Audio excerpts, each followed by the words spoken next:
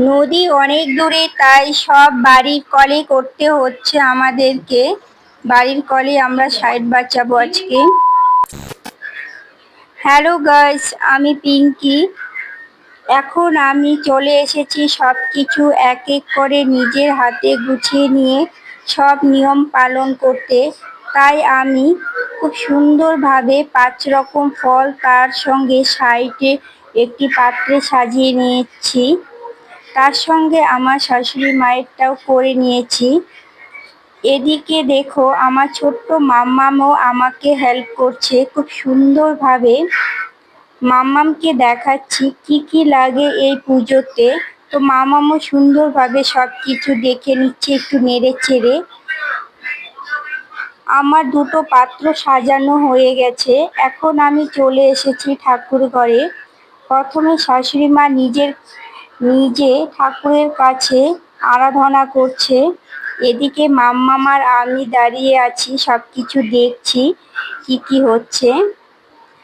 তো তারপরে আমার শাশুড়ি মারটা হয়ে যাওয়ার পর আমিও বসে পড়েছি মাম্মামকে কোলে নিয়ে।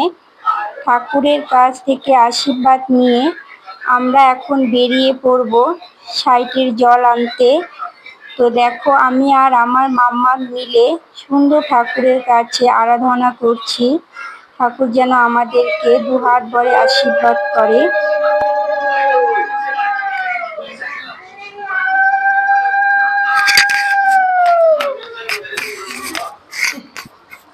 আমাদের বাড়ি থেকে নদীটা যেহেতু অনেক দূরে, তাই আমরা বাড়ির কলেই সাইটের জল নিয়ে নেব। প্রথমে কলে পুজো করে নিচ্ছি। 5টা সিঁদুরের ফোঁটা যা যা লাগে, দুব্বা ধান টান দিয়ে সুন্দর করে কলটাকে পুজো করে নিচ্ছি। মনে করি সব জায়গাতেই গঙ্গা থাকে। অ্যাকচুয়ালি ওই ষষ্ঠীর দিনে মা গঙ্গা সব জায়গাতেই থাকে, সেটা আমার মনের বিশ্বাস।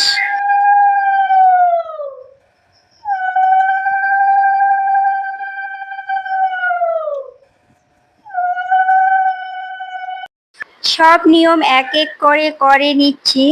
এটা হলো আমার দ্বিতীয়বারের ষষ্ঠী, তাই সব কিছু বলে বলে দিচ্ছেন আমার শাশুড়ি মা। কারণ আমার এই ষষ্ঠীর নিয়ম জানা নেই। আমাদের বাড়িতে ষষ্ঠী নেই, আমার শ্বশুর বাড়িতে ষষ্ঠী আছে, তাই সব নিয়ম শিখে নিচ্ছি।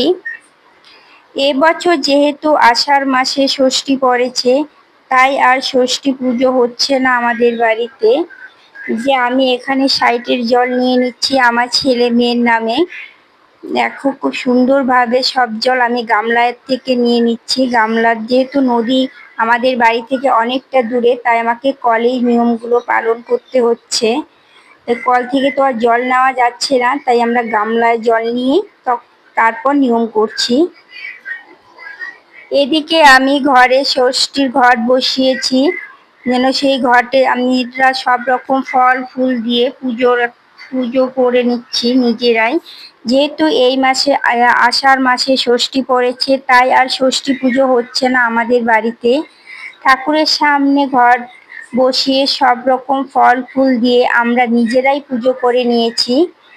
দেখো, আমাদের বাড়িতে সব ঠাকুরই আছে এক এক করে। সব ঠাকুরকে দেখাচ্ছি আমি।